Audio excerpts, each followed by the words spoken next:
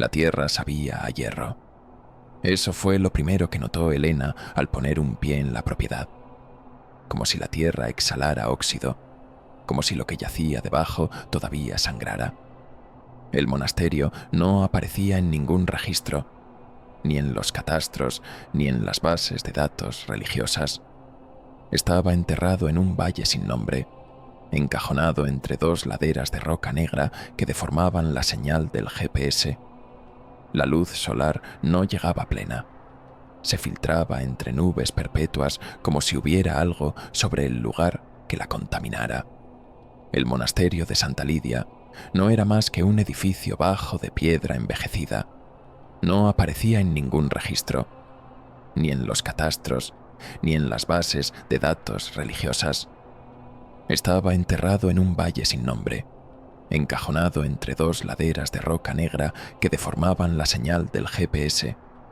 La luz solar no llegaba plena. Se filtraba entre nubes perpetuas como si hubiera algo sobre el lugar que la contaminara. No había caminos trazados hasta allí, solo un sendero de raíces torcidas y piedra suelta que se perdía entre zarzas. Frente a ella, la verja oxidada crujió sola con el viento, revelando un patio sin flores. En lo alto del arco de entrada, grabado con insistencia sobre el hierro ennegrecido, había un símbolo que la hizo detenerse. 3 círculos entrelazados y una corona con 8 puntas. Sintió un vértigo repentino. Reconocía ese emblema, pero no sabía de dónde. Como un sueño viejo, demasiado borroso para recordar y demasiado intenso para olvidar. Lo reconoció.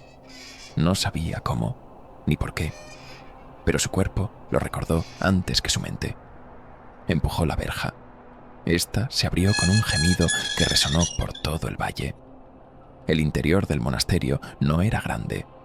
2 salas, un claustro semicircular y una torre que parecía haberse doblado hacia atrás en algún punto de su historia. Pero lo que le faltaba en tamaño lo tenía en atmósfera, una densidad en el aire que obligaba a respirar más lento. La piedra estaba agrietada, húmeda, viva de musgo y de manchas oscuras que parecían extenderse con su paso. La entrada estaba en ruinas, con azulejos rotos y escombros a medio barrer. Sin embargo, el ambiente olía a incienso, recién apagado. Las paredes, al principio desnudas, empezaron a mostrar pintadas, en latín antiguo sobre los muros, en tinta roja que aún brillaba. Algunas formaban círculos, otras eran ojos, muchos ojos, todos abiertos y sangrantes. También se repetían nombres entre los círculos y ojos dibujados. Uno de ellos aparecía más que los otros: Paimon. Las celdas de los monjes estaban abiertas. En algunas había restos de colchones carcomidos, figuras religiosas sin cabeza, espejos cubiertos con trapos negros y cuerdas atadas a vigas. En una encontró un crucifijo enterrado boca abajo en sal. Otras contenían símbolos esculpidos en las paredes, tallados con tanta rabia que se habían fragmentado en capas. Crucifijos invertidos, libros quemados, rostros arañados en las paredes, dibujos de un niño con corona, hechos en la pared con sangre seca. Elena no hablaba, no pensaba, se movía. Algo, en lo más profundo de su subconsciente, la guiaba.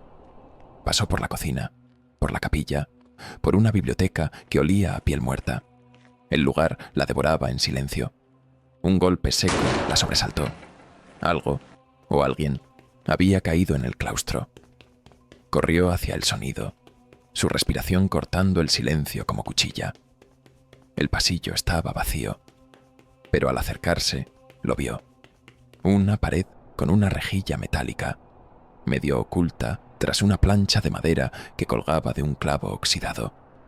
La rejilla estaba entreabierta, no forzada, no rota, solo desplazada, como si alguien la hubiese usado hace minutos. De su interior salía un aire que no era húmedo ni frío como en el resto del monasterio.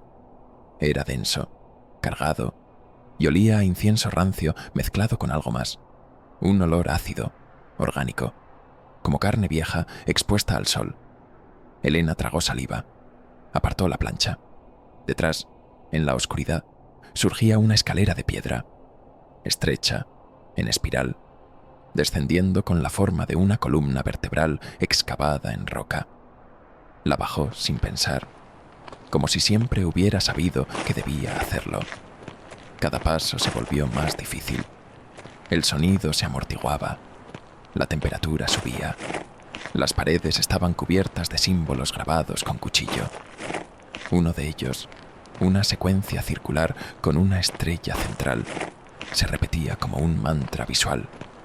Cada giro de la escalera parecía repetir la forma del símbolo, como si ella misma estuviera cayendo dentro del dibujo. Al llegar al final, una puerta de madera se abría hacia una sala profunda.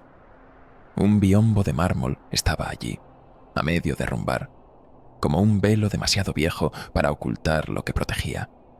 Y detrás, la sala sin nombre, las paredes, ennegrecidas por fuego y siglos de humedad y abandono. El suelo estaba seco, pero con manchas secas de color negro. Y en el centro, contra el muro del fondo, lo vio. El mural. No era pintura. Era sangre utilizada para crear arte. Un círculo cubierto por capas de sangre seca mezclada con cal, como si alguien hubiese querido sellarlo, y el muro hubiese rechazado el intento.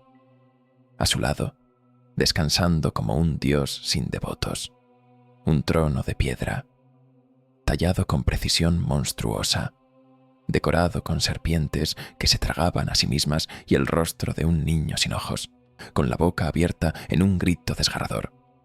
Vio un grabado profundo en la base del trono.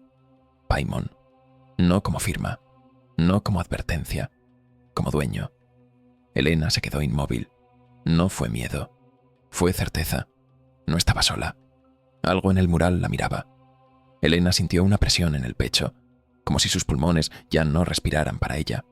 Dio un paso atrás, tropezó, no cayó, y entonces, sin sonido, sin idioma, sin origen, una voz dentro de su cuerpo. Te he esperado. Demasiado. Elena sintió su cuerpo al borde del colapso, pero sus rodillas no cedieron. Había algo en esa voz, en esa certeza, que la sostenía más firmemente que sus propios músculos. El trono no se movió. El mural no cambió. Y sin embargo, todo en la sala respiraba. La luz de su linterna parpadeó. No porque la batería fallara, sino porque la oscuridad la devoraba a propósito, como si el haz de luz fuese una ofensa. «¿Quién eres?», dijo, pero su voz no cruzó sus labios. La escuchó dentro de sí, y alguien formuló la respuesta al mismo tiempo. «Soy quien viene cuando se llama sin palabras. Soy quien otorga sin amor. Soy la octava boca. Soy el que recuerda». «¿Qué es esto?», murmuró. «Esto eres tú». Elena retrocedió, respirando agitada. El aire tenía un peso antinatural. Olía a tierra quemada, a hueso molido. El mural, inmóvil, parecía observarla. Yo no quiero esto», susurró. La voz volvió. «Todos quieren algo. Tú viniste a saber. Preguntaste con tus pasos. Invocaste con tu sangre». Elena recordó la carta sin remitente, la llave, la herencia que nunca pidió. Recordó las noches de su infancia, donde su madre rezaba nombres que no estaban en ninguna iglesia. Recordó cómo cada espejo en su casa estaba cubierto y cómo, a los 7 años, ella ya sabía dibujar un sello que nunca nadie le enseñó. ¿Quieres saber quién eres? ¿Por qué fuiste traída aquí? ¿Por qué el mundo a tu alrededor siempre ha sido distinto? Elena no respondió. Ya no podía. «Yo te ofrezco verdad». La sala cambió. No físicamente, pero el ambiente se tensó como una cuerda a punto de romperse. Las sombras ya no eran solo oscuridad. Tenían forma. Algunas parecían cuerpos delgados. Otras, niños de coronas negras. Todas las figuras la rodeaban, sin acercarse. Solo necesitas pagar. Elena tragó saliva. ¿Pagar? ¿Con qué? La voz no dudó. Con algo tuyo, algo irrecuperable. Un escalofrío le recorrió la columna a Elena. ¿Cómo qué? La voz le hizo una pregunta que le heló la sangre. ¿Recuerdas el rostro de tu madre al morir? Elena recordaba el hospital, el cuarto, el silencio, pero el rostro no lo recordaba. ¿Qué? ¿Qué hiciste? El primer pago. El mural brilló. Las líneas sangrientas se volvieron más nítidas. En el centro del círculo, algo se movió, muy lentamente, como una mano saliendo del muro, como si el muro ya no fuera piedra, sino un velo. Pregunta lo que quieras. El pago ya ha comenzado. Elena sintió el vértigo regresar, pero no huyó. ¿Quién soy? ¿Por qué me elegiste? Un silencio largo. Y entonces, porque fuiste preparada desde antes de nacer, porque tu linaje me pertenece, porque tu nombre ya fue escrito en el interior de este muro, y porque tú aún no lo recuerdas. Un golpe sonó detrás de ella. Se giró. Nada. Al volver la vista al mural, algo había cambiado. Su reflejo estaba allí, pero más joven, y sonreía, y tenía los ojos negros, completamente. La voz volvió, más cercana, más humana. La verdad tiene un precio, y tú ya no tienes escapatoria. La sala tembló. No como tiemblan las estructuras bajo un terremoto, sino como tiembla un sueño cuando empieza a volverse pesadilla. Desde el trono, la figura se erguía, lenta, elegante, ceremonial. Sus movimientos eran los de Elena, su andar, su respiración, pero los gestos estaban huecos, como una marioneta recién descubriendo sus cuerdas. Tenía su rostro, pero los ojos eran abismos líquidos, tan oscuros que no reflejaban luz, sino que parecían absorberla, y la boca, cosida con hilo de oro. No era un adorno, era una advertencia. Elena sintió su cuerpo helarse, pero también arder desde dentro, como si su piel se rebelara contra lo que llevaba oculto en lo profundo.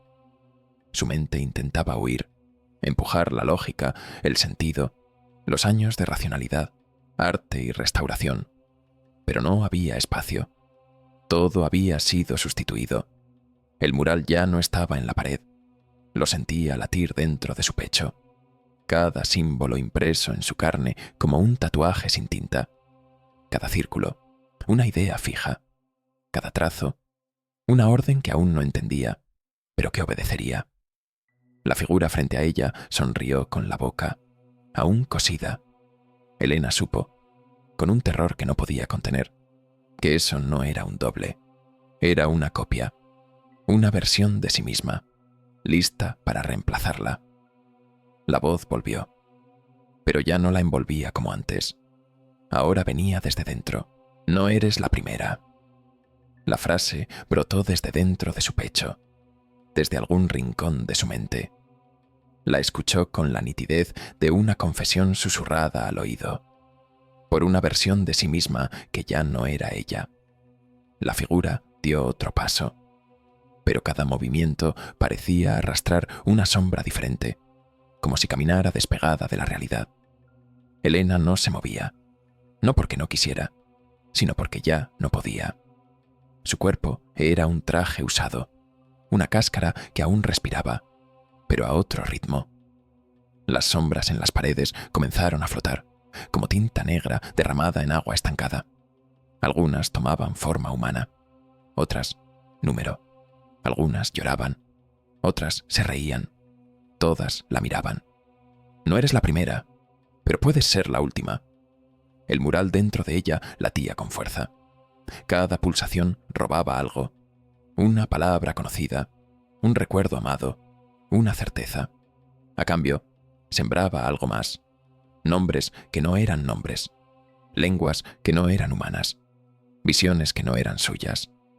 En un parpadeo ya no estaba en la sala, estaba en un desierto negro, bajo un cielo sin estrellas. Frente a ella, cientos de tronos, vacíos, y en cada uno, Una figura como ella, atada por hilos dorados, cuerpos que aún respiraban, mentes ocupadas. Cada una pidió algo, cada una creyó que podía escapar, cada una se convirtió. Elena cayó de rodillas. El suelo era hueso molido. Las sombras se acercaban. Una voz, su voz, habló a través de la figura frente al trono. El conocimiento tiene un precio, y tú eres el pago. No quiero esto, gimió Elena. La figura inclinó la cabeza, imitando compasión, pero sus ojos eran vacíos, y la costura en su boca se tensó, como si sonriera desde dentro. Querías respuestas. Ahora serás respuesta. La sala regresó. O quizás ella volvió. El mural, ya completo, comenzaba a moverse. Los símbolos giraban lentamente, sincronizados con el latido del trono. Elena se puso de pie, pero no lo hizo sola. Algo en ella la impulsó. Algo que ya estaba probando su cuerpo como un traje nuevo. Las sombras se apartaron. El trono la esperaba. Y su reflejo, su copia cosida, la observaba. Un paso. El suelo vibró. 2 pasos. Los recuerdos de su padre se borraron. 3. Su nombre comenzó a sonar diferente. Cuando tocó el trono, éste respiró, como una criatura que por fin recibe a su huésped, como un dios que reconoce la carne elegida. Elena miró su propia mano. Ya no era suya. Los anillos tallados en la piel brillaban como sellos encendidos. La voz habló por última vez, no para ella, sino a través de ella. La octava boca ha despertado. El trono ya tiene nombre. Y entonces, el mundo dejó de ser suyo. Y el mural se cerró. Ya no estaba en el monasterio. Estaba en una habitación pequeña, cálida, llena de incienso. Una mujer, su madre, cantaba en un idioma sin vocales, con una cruz negra invertida colgando del cuello. Elena era una niña, sentada sobre un círculo dibujado con tiza y hueso molido. Estaba desnuda, cubierta por símbolos marcados en sangre. Su madre la miraba sin ternura, solo devoción. Una figura encapuchada entraba a la habitación. No hablaba. Extendía un libro hecho de piel humana. Y con una voz tranquila, la mujer decía: ella no será hija, será recipiente. La octava, la última. La escena se disolvió.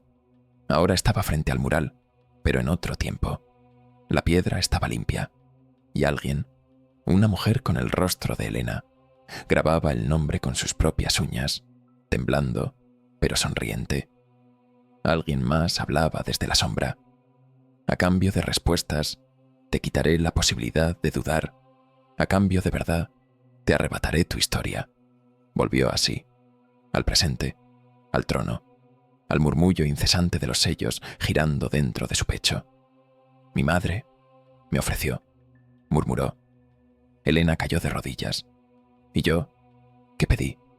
La figura frente al trono, su reflejo, abrió la boca, desgarrando lentamente el hilo de oro. No habló con voz, habló con su aliento.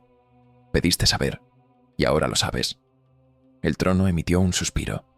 Elena se levantó, no como alguien que se impone, sino como quien acepta su condena, y caminó. Cada paso costaba una palabra que nunca volvería a pronunciar, un recuerdo que se desvanecía. Cuando se sentó, el trono no crujió.